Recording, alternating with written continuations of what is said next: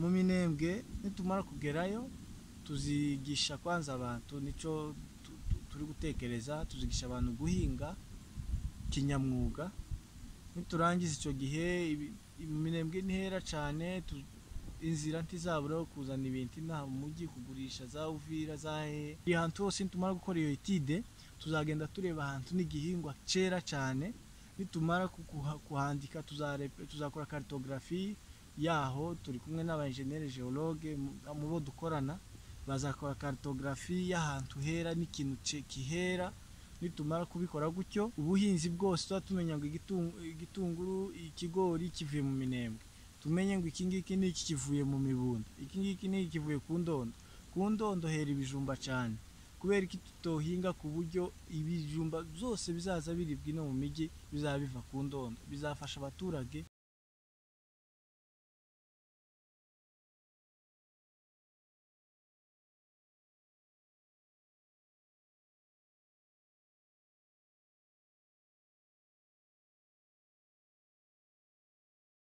Tubashimiye kuba mwaradutekereje mu basore bariho ubu ngubu, mukabona ko ari ngombwa ko mudukoresha ikiganiro. Turabashimiye.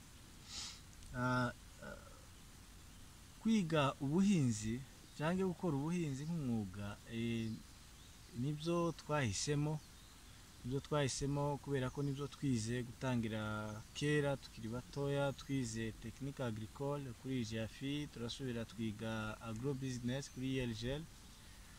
Urumva nibyo turi abahinzi b'umwuga, turi abahinzi twarabyigiye, n'ubu nibyo dukoramo. Ibyatumye dukora ubuhinzi cyangwa tubukunda ni iki? Tukiga secondaire bagenda baduhezaga imirima tugahinga, tugakurikirana ubuhinzi bwacu tukikiga practice nenshi kugeza byeze. Ubwo nyine umuntu yabaga iyo wezaga wumva nyine ufite ubumenyi muri ico gihingwa. Tugeze kuri université bagenda badutuma mu bigo by'ubushakashatsi byinshi, badutuma mu bigo ONG y'ubuhinzi, mu masio ya za leta, donc bakora ubuhinzi kugira ngo bagume baduhugure. Nk'ibigo twakoreyemo amastage harimo INERA, harimo ITEA, harimo IPAGRI. Donc ibyo bigo ibyo byatumye tuba abahinzi, dukunda ubuhinzi. Uretse naho twakoze mu bigo bibiri, hari icyo yitwa Amaeka Ushirika, ni ikigo cy'abapadiri twakoreraga. Turasubira tuvamo tuja mu kindi bita DIPRAS RDC, dukoramo ubuhinzi bw'ibigori. Twahingaga ibigori tugahinga na soya, kandi ari twe nyine duhagarariye iryo shami by'ubuhinzi.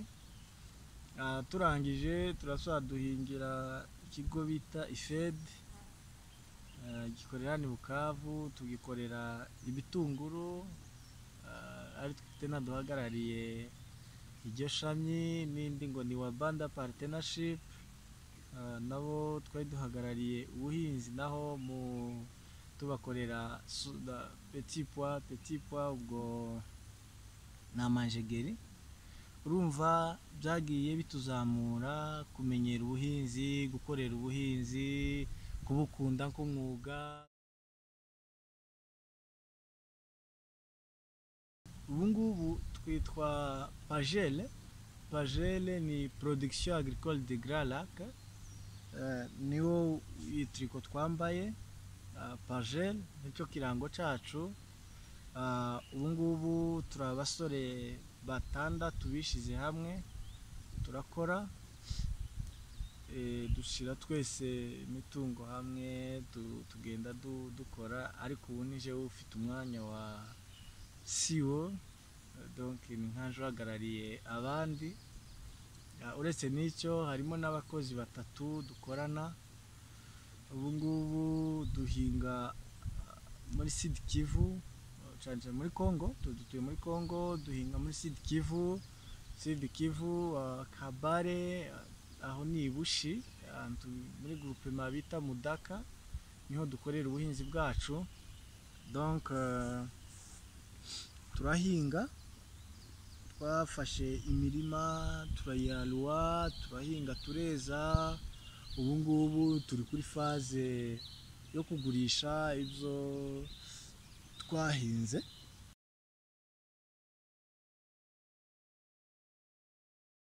Twahinze hegitari 4 nizo twari tukiriho. Turangije izo hegitari 4, ubu ngubu turi gutekereza ko ubutaha tugomba kuzamura, nimba bikunze tukava noneho no mu buhinzi gusa bw'igitunguru, tukaja muri tomate, tukaja muri shu, karoti. Bizakurikirana n'amaproje tuzakora, ariko ni nk'uko duhagaze ubu ngubu.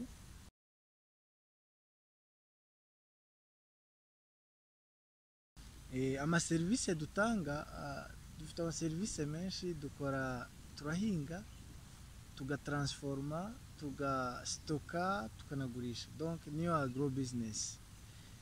Uretse n'icyo, dukoca abasore bato bato kwandika ama business plan yabo ari bankable. Donc business yayipresenta, yayerekana kuri bank, bakabona ko ari ngombwa ko bamuha inguzanyo. Nibyo dukora. Ikindi, twigisha abaturage mu makoperative guhinga icyo bita agriculture de conservation. Ni ubuhinzi butagamije kwangiriza ibidukikije, ariko ubuhinzi bufite inyongeramusaruro ihagije. Tubigisha tena gukora compost kugira ngo bazazabona imborero ya buri gihe.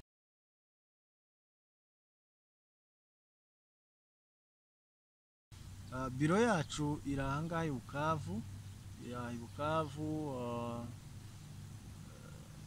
Nyawera niho iri, kuri donc commune Dibanda, quartier Ndendere, numero 134 avenue Patrice Emery Lumumba. Urumva, kubazi Bukavu ni tout juste iruhande rwa Sonas.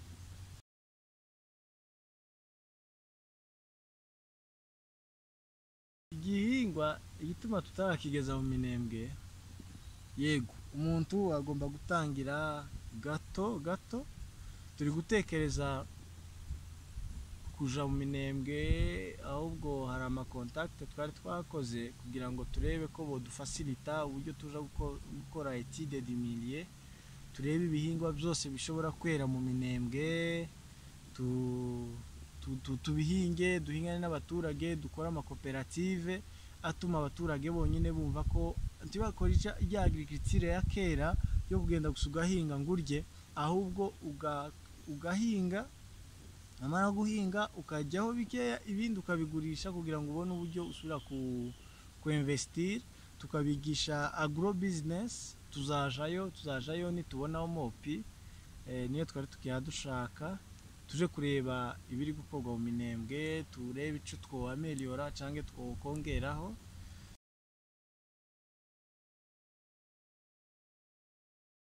Igitunguru ni cyiza, nicyo twahisemo mbere kubera ko twabonaga hano i Bukavu, cyane cyane dutuye, twabona abaturage baho bakunze gukoresha ibitunguru bivuye mu Rwanda, ibivuye Goma n'ahandi, kandi byose tutazi uburyo babihinzemo, tutazi. Mu Rwanda bakoresha ifumbire mvaruganda kandi iri très néfaste ku buzima bw'umuntu, cyane cyane ku mitekerereze, itanga amakanseri.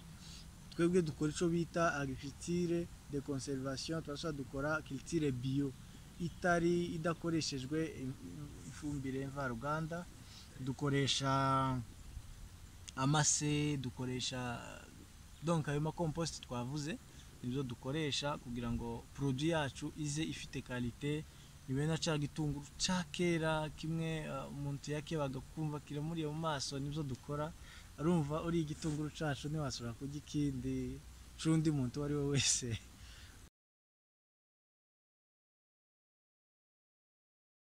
Igitunguru ni cyiza, twari tubivuzeho. Igitunguru ni cyiza kubera ko muri cyo gifite sodium, gifite calcium, gifite kirishe muri vitamine A na B na C na D. Urumva ni igitunguru gifasha ibintu byinshi mu mubiri, hariho za potassium, za calcium zose. Kuri ibyo gitanga immunite ku ndwara nyinshi, kigenda kirinda indwara nyinshi zitandukanye.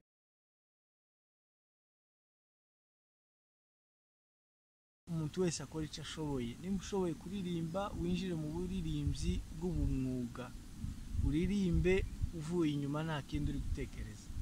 Nimba ugiye mu buhinzi, hinga cyane, weze cyane, uteze imbere, kugira ngo twese tuza twimarika buri hantu umuntu agiye. Nimba ugiye gusoma, kwiga, iga cyane kugira ngo ejo uzasanga ari twebwe abantu bafite ekonomi cyangwa umutungo uhagije.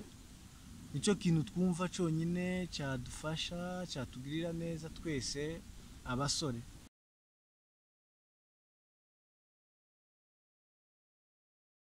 Mu Minembwe nitumara kugerayo, tuzigisha kwanza abantu, nicyo turi gutekereza, tuzigisha abantu guhinga kinyamwuga. Niturangiza icyo gihe, mu Minembwe ntihera cyane, inzira ntizabura kuzana ibintu inaha mu mujyi kugurisha, za Uvira, za hehe. Ubu ngubu ibitunguru turya biva mu bindi bihugu. Ubu ngubu pomme de terre, ibirayi turya biva mu bindi bihugu. Urumva iwacu ku Ndondo harera. Dukoze ubuhinzi tukaja mu Minembwe ku Ndondo, buri hantu hose nitumara gukora iyo etide, tuzagenda tureba ahantu n'igihingwa cyera cyane.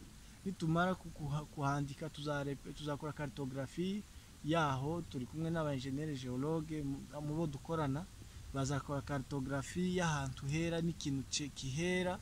Nitumara kubikora gutyo, tuzahita twandikira abashoboka bose, tuinvestire iriya ubuhinzi bwose. Tuba tumenya ngo igitunguru, ikigori kivuye mu Minembwe, tumenye ngo iki ngiki n'iki kivuye mu Mibunda, iki ngiki n'iki kivuye ku Ndondo. Ku Ndondo hera ibijumba cyane, kubera iki tutohinga ku buryo ibijumba byose bizaza biribwa no mu mijyi bizaba biva ku Ndondo. Bizafasha abaturage, bizafasha buri muntu wese guteza imbere.